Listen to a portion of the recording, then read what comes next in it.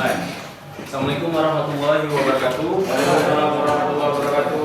Nama saya Muhammad Azizan, pangkat Bribtu NRP 99020007. Saya alumni Dikbud PES Reskrim fungsi Resmob tahun ajaran 2021 di Megamendung ya.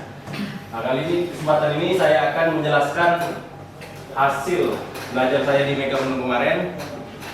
Dan kali ini saya akan menjelaskan tentang penyelidikan. Tentang pengertian penyelidikan ini itu serangkaian tindakan penyelidikan untuk mencari dan menemukan sesuatu peristiwa yang diduga sebagai tindak pidana guna menentukan dapat atau tidaknya dilakukan atau ditingkatkan ke tingkat penyidikan.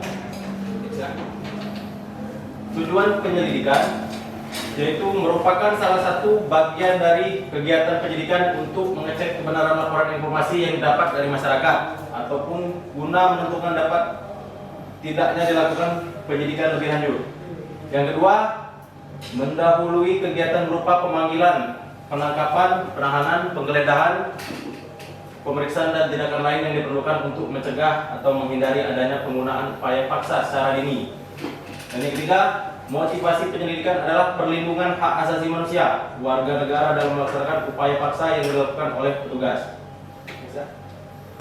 Nah, fungsi penyelidikannya itu untuk menjamin terlindungnya hak asasi manusia dalam penggunaan upaya paksa dalam pelaksanaan penyidikan. Sehubungan dengan adanya persyaratan dan pembatasan yang ketat dalam penggunaan upaya paksa, ketatnya pengawasan terhadap pelaksanaan penyidikan serta adanya lembaga pra-peradilan, ganti rugi dan rehabilitasi maupun tuntutan hukum lainnya.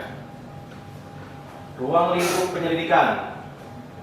Ruang lingkup penyelidikan meliputi upaya penyelidikan yang dilakukan terhadap tindak pidana yang telah terjadi, peristiwa yang sedang berlangsung, 3 peristiwa pidana yang diperkirakan akan segera terjadi dihadapkan dengan fenomena yang terjadi. Persiapan penyelidikan. Nah, penyelidikan itu kita harus rapat dulu, meeting atau bersama anggota, kemudian kita harus menentukan anggota-anggota yang mahir dalam penyelidikan di lapangan. Karena di lapangan akan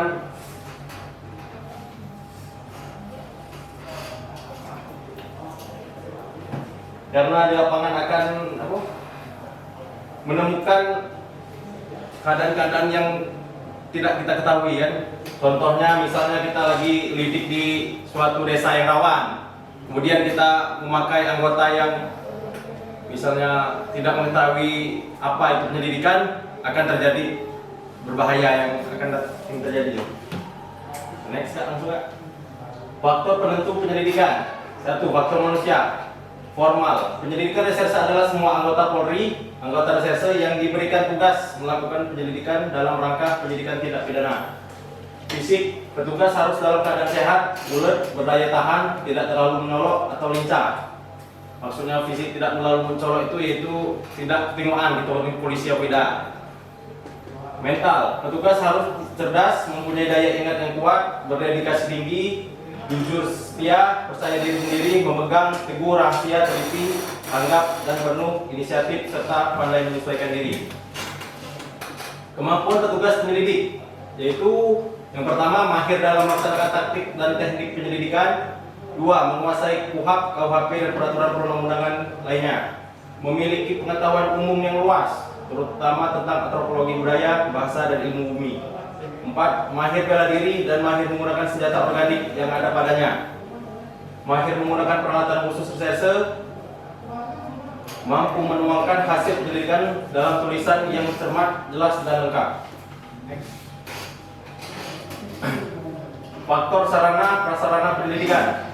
A. Peralatan penyelidikan yaitu teropong, kamera untuk melakukan observasi jarak jauh pada malam hari, alat penyadap, observation car, center.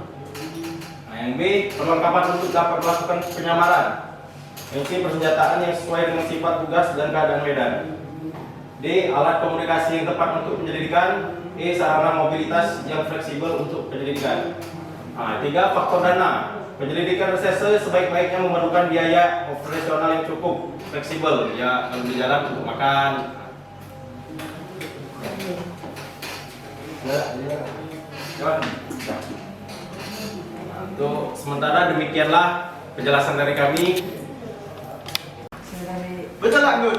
Hasil yang didapat diketahui dari kegiatan lidik, tentukan siasat dan strategi penyidikan, pelaku jaringan kejahatan, modus operandi dan pola waktu, barang bukti, alat kejahatan hasil kejahatan, saksi-saksi atau korban, jumlah kerugian, latar belakang kejahatan, motivasi kejahatan, pasal yang dilanggar. Penyelidikan dilanjutkan dengan penyidikan karena telah didapat bukti formula yang cukup bahwa benar telah terjadi tindak pidana. Nah, sekian, terima kasih. Itulah paparan dari saya. Apabila ada kata-kata yang salah, saya mohon maaf. Wassalamualaikum warahmatullahi wabarakatuh. Waalaikumsalam.